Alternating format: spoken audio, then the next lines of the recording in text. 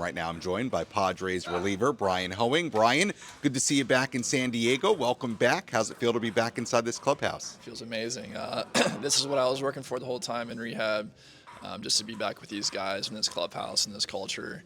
I love being here, and I'm ready to join the team and help the guys win a couple ball games.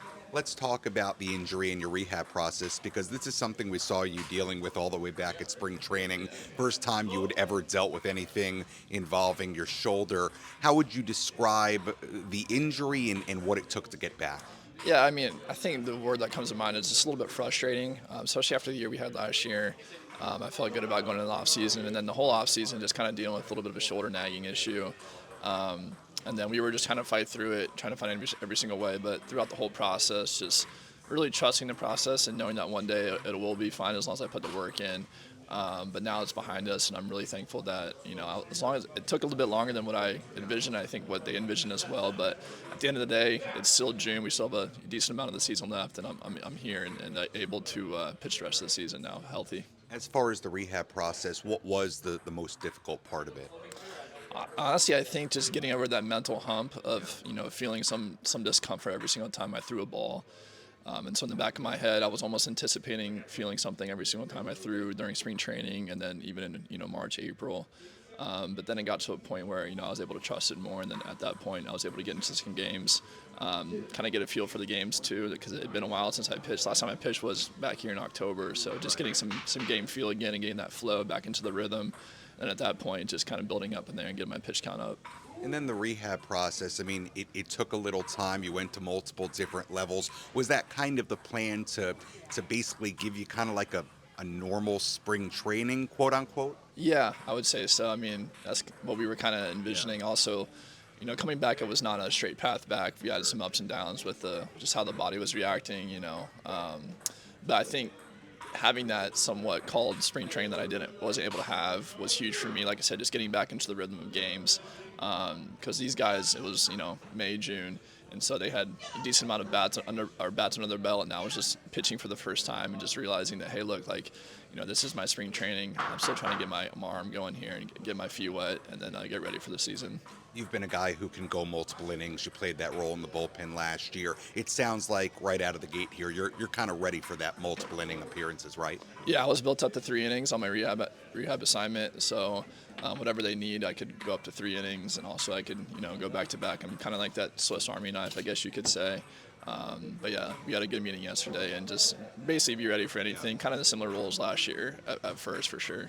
We're joined by Padres reliever Bryan Hoeing here on the Padres Radio Network.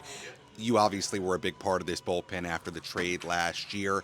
What was it like just watching the team from afar? Is it kind of a weird experience to see the team from afar? It was tough, I'm not going to lie. Like I said, I was watching every single game, but it was tough because I was going through an injury, and also I wanted to be here and seeing these guys go out there and win. I was happy for them, obviously. I always want them to win. But then personally, I just wanted to be a part of it because last year was such a special run. And I was telling Jason Adam yesterday in the bullpen, I was like, that was the most fun I've had playing baseball my whole career. So getting a taste out last year, it made me more hungry to get back here this year, and I'm just really happy to be back right now. And that bullpen, it seems like a pretty special group. Obviously a lot of high-octane arms, Adam, Morejon, Suarez, Estrada. You're excited to be part of that group again. Well, I'm trying to keep up with their velocity, but I can't do that.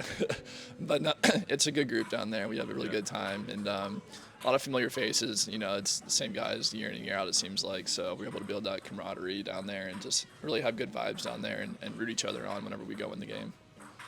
Yeah, so how was it different from last year when you're just coming in without knowing those guys to kind of get to see them? And makes it a little bit easier. Coming in here yesterday, I was able to at least say hi to everybody and know everybody's name, whereas last year I was, pretty blind to people's names, how this all worked. But it feels like home. I feel pretty comfortable here, and so it just makes it easier to go out there and perform when you have the supporting staff and the guys on the team, and just makes it way easier to go out there and perform.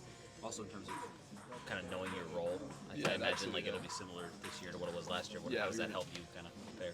Yeah, for sure. I think my whole career I've kind of been that guy where it's been like, the 1 inning guy, but also can go 3 innings. So I've had a little bit of experience with that, which helps as well.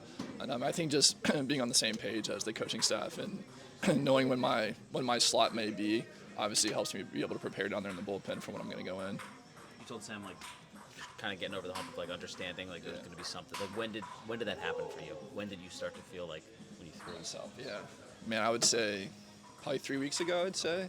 So I was dealing with it for longer than I'd like. Like I said, it's the first time I ever dealt with a shoulder issue before. Definitely wasn't fun. I now know, hopefully we can take steps to prevent that from now on. But yeah, just battling through that during spring training, and then obviously there in May was still dealing with it a little bit. Had some ups and downs, some setbacks, but I think over the last 3-4 weeks, I'd say it has been really, really smooth. And so the training staff's been great this whole time, just communicating with me, even though I haven't been here physically, just over text, over calls, being on the same page, and they've helped me out a bunch to get back here. You mentioned a mental block. Was that the reason for extending the rehab assignment, or were you still feeling it physically too? I was still feeling it physically, just kind of coming back. It wasn't bouncing back as well as I'd like it to. And then, like I said, just honestly using that as my spring training, just getting more outings, just making sure that I was 100% ready before I came back here and not, skipping any steps before I came back here. Was it hard not to skip steps? I mean, it's June. yeah, I know. Well, like I said, I was watching every single game. I was like, man, I want to be there. But I was trying to think the whole time, think big picture. We're going to be playing in October, and so this is a long season. And then you got to be smart here early because you don't want to push anything too early. Then you come back later in the year and kind of have a setback. So yeah, be smart here now.